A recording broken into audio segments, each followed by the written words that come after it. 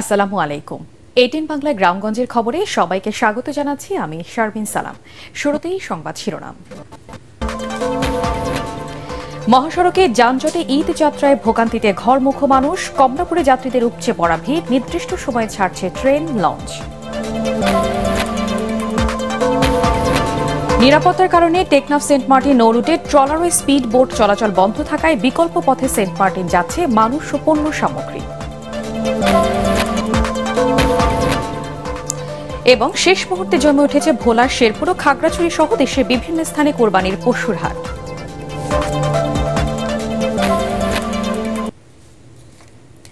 শুনছিলেন সংবাদ শিরোনাম, এবারে বিস্তারিত।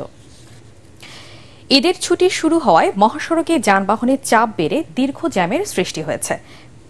রাজধানী থেকে সারা দেশে যাওয়ার প্রতিটি পয়েন্টেই সৃষ্টি হয়েছে যানজটের।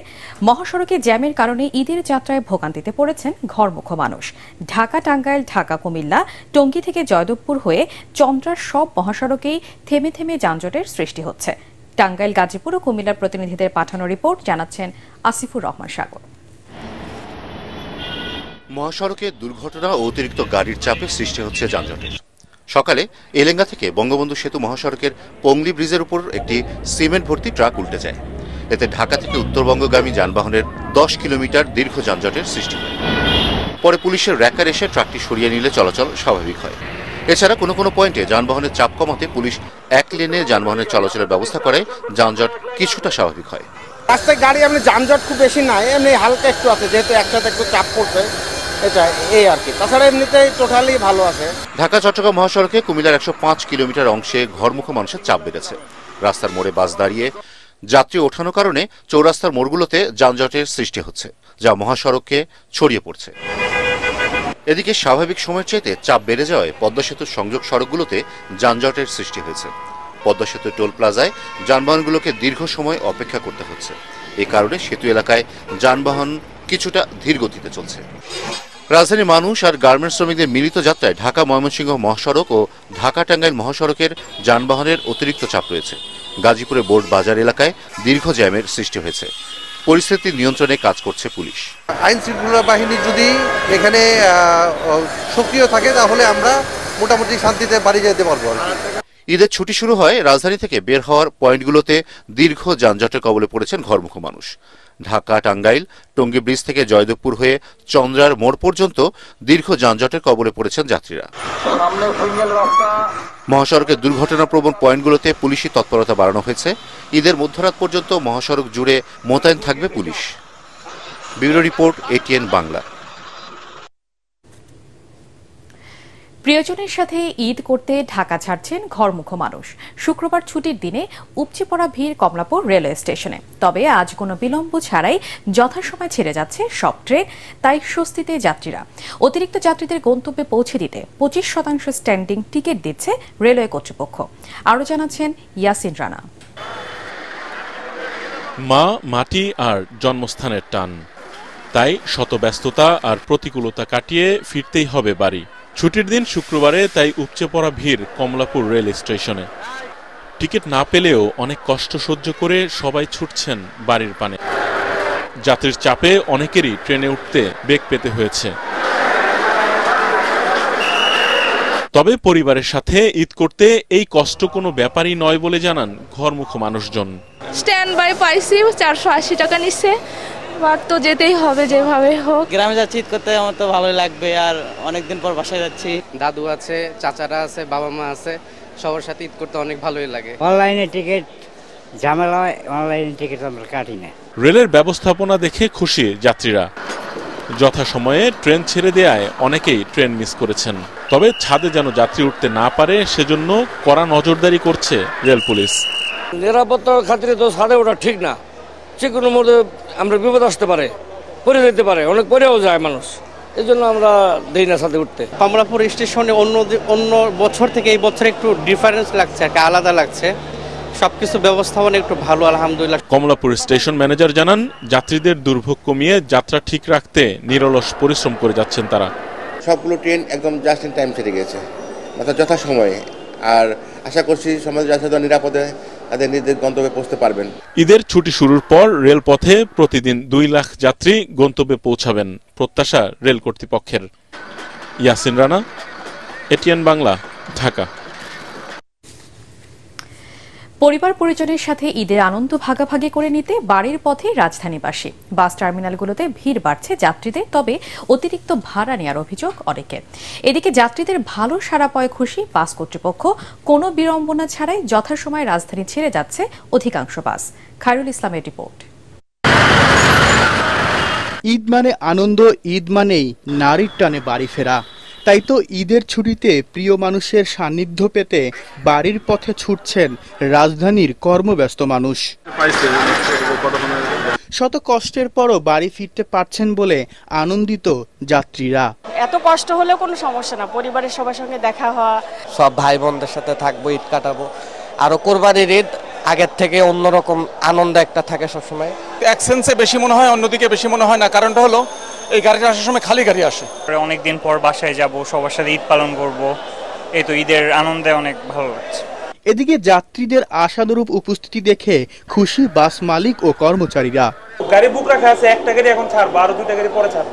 ইনশাআল্লাহ প্রত্যাশা অনুযায়ী আমরা সিট বিক্রি করতে পারছি। অনলাইনে আমাদের কোন যে শিডিউলগুলো আছে ওগুলো কোনো সিটই আমাদের খালি নেই। আমরা গাড়িও দিতে পারছি প্রয়োজন মতো। আমরা ভাড়া আমাদের ঠিক গভর্নমেন্ট অনুযায়ী যে ভাড়াটা আছে সে ভাড়াটাই নিচ্ছি।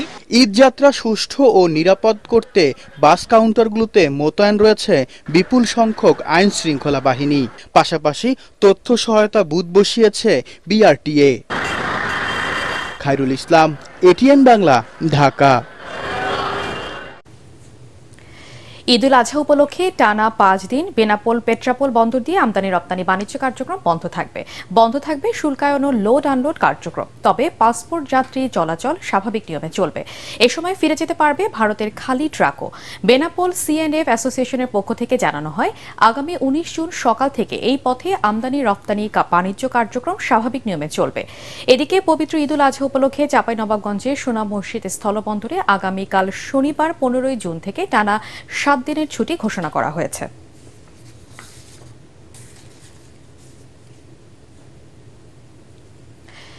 নিরাপত্তার কারণে টেকনাফ সেন্ট মার্টিন নৌ রুটে 1 সপ্তাহ ধরে ট্রলার ও স্পিড বোট চলাচল বন্ধ থাকায় বিকল্প পথে শাহপুরীর দ্বীপ পয়েন্ট দিয়ে সেন্ট মার্টিন যাচ্ছে মানুষ ও পণ্য সামগ্রী।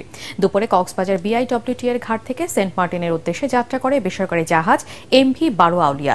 2 মাসের খাদ্যপণ্য ও ওষুধ সামগ্রী সহ একই জাহাজে রওনা দেন দ্বীপটির আরও 4 শতাধিক বাসিন্দা।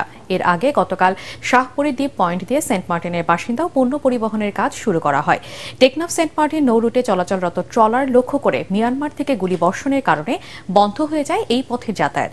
1 সপ্তাহ ধরে এই অচল অবস্থার কারণে দ্বীপের বাসিন্দাদের মাঝে খাদ্য সংকটের আশঙ্কা তৈরি হয়, যার কারণে জেলা প্রশাসন বিকল্প পথে সেন্ট মার্টিনে পণ্য ও লোকজন পৌঁছানোর উদ্যোগ নেয়।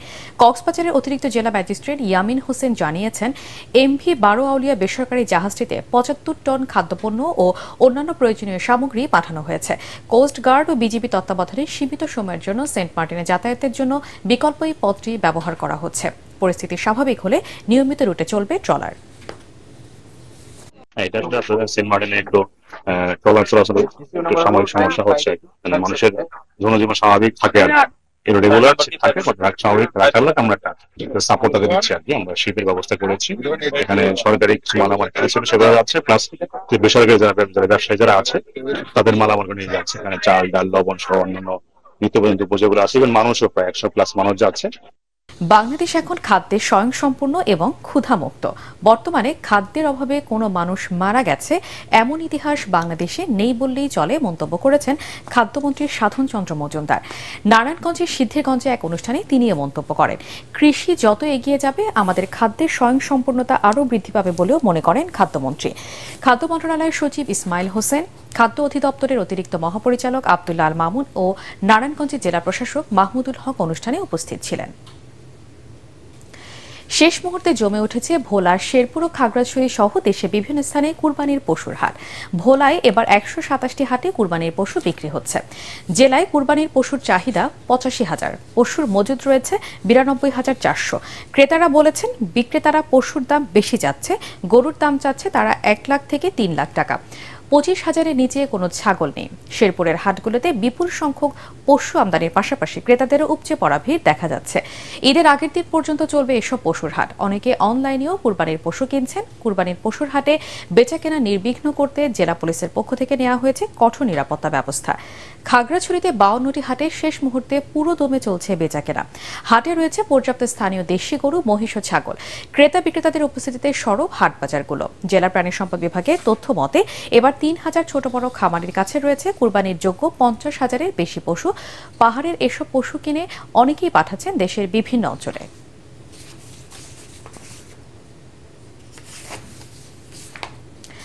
কুরবানির ঈদে সংগৃহীত কাঁচা চামড়া সংরক্ষণের জন্য নাটোরের বিভিন্ন মাদ্রাসা, এতিমখানা ও লিল্লা বোর্ডিংয়ে বিনামূল্যে 6,500 কেজি লবণ সরবরাহ করেছে জেলা প্রশাসন ও বেসিক।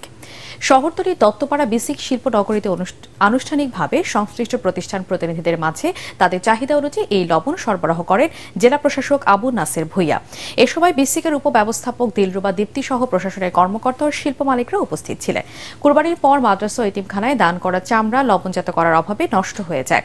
চামড়ার পচন রোধে জেলা প্রশাসনের এমন উদ্যোগকে স্বাগত জানিয়েছেন বিভিন্ন মাদ্রাসা ও লিল্লা বোর্ডিং এর প্রধানরা। ঈদে ঘরমুখ মানুষকে স্বস্তিতে বাড়ি ফেরাতে ঢাকা সিলেট মহাসড়কের আশুগঞ্জে অবৈধ স্থাপনা উচ্ছেদ করেছে প্রশাসন। দুপুরে উপজেলা শহরের রেলগেট এলাকায় মহাসড়কের পাশে অবৈধভাবে গড়ে ওঠা অর্ধশতাধিক ব্যবসা প্রতিষ্ঠানের স্থাপনা উচ্ছেদ করা হয়েছে।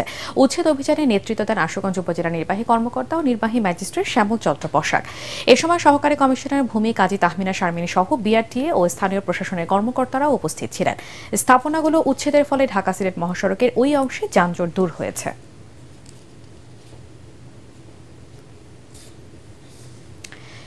14 বছর ধরে বেতন ও অবসর ভাতা থেকে বঞ্চিত রয়েছেন ঠাকুরগাঁওয়ের জনস্বাস্থ্য প্রকৌশল অধিদপ্তরের সাবেক নির্বাহী প্রকৌশলী বেলায়েত হোসেন।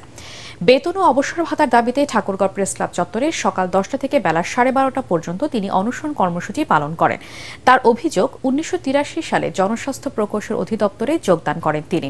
এরপর বিভিন্ন জেলায় চাকরি শেষে 2010 সালে ঠাকুরগাঁওয়ের জনস্বাস্থ্য প্রকৌশল অধিদপ্তর থেকে অবসরে যান। কিন্তু সংশ্লিষ্ট কর্তৃপক্ষ 2000 সাল থেকে তাকে অবসর ভাতা দিতে চাইলে তিনি অস্বীকৃতি জানান। বর্তমানে অর্থের অভাবে চিকিৎসা করাতে না পেরে পরিবার পরিজন নিয়ে মানবেতর জীবনযাপন করতে হচ্ছে সাবেক নির্বাহী প্রকৌশলীকে। ময়মনসিংহের ভালুকায় দুটি চোরাই পিকআপ সহ গাড়িচোর চক্রের 5 সদস্যকে আটক করেছে পুলিশ। তথ্য প্রযুক্তি ব্যবহার করে গতরাতে উপজেলার বিরুনিয়া এলাকা থেকে খাইরুল, আকরাম হোসেন বাবু ও ফারুক নামে 3 জনকে আটক করা হয়। পরে তাদের দেওয়া তথ্যের ভিত্তিতে শেরপুরের নকলা থানা এলাকা থেকে 2টি গাড়ি সহ আটক করা হয় শাহিন ও রুবেল নামে 2 জনকে। ভালুকা মডেল থানার ওসি শাহ কামাল আকন্দ জানান, অভিনব কায়দায় এই চক্রটি দীর্ঘদিন ধরে পিকআপ গাড়ি চুরি করে বিক্রি করে আসছিল। চাঁপাইনবাবগঞ্জ উপজেলা পর্যায়ে বঙ্গবন্ধু শেখ মুজিবুর রহমান ও বঙ্গমাতা শেখ ফজিলাতুন্নেসা মুজিব প্রাথমিক বিদ্যালয় গোল্ড কাপ ফুটবল টুর্নামেন্টে বালক পর্যায়ে চাঁদপুর 2 নম্বর সরকারি প্রাথমিক বিদ্যালয় এবং বালিকা পর্যায়ে কৃষ্ণচন্দ্রপুর সরকারি প্রাথমিক বিদ্যালয় চ্যাম্পিয়ন হয়েছে। শিবগঞ্জ উপজেলা স্টেডিয়ামে এই টুর্নামেন্টের ফাইনাল খেলা অনুষ্ঠিত হয়। খেলা শেষে চ্যাম্পিয়ন ও রানার আপ দলের হাতে পুরস্কার তুলে দেন সহকারী কমিশনার ভূমি জোবায়ের হোসেন। উপজেলা ক্রীড়া সংস্থার কর্মকর্তারা এই সময় উপস্থিত ছিলেন।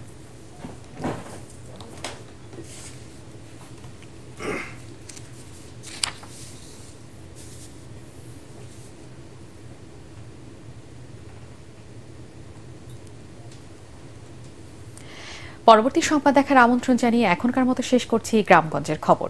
এটিএন বাংলার সংবাদ ইউটিউবে দেখতে ব্রাউজ করুন youtube/ATN Bangla News।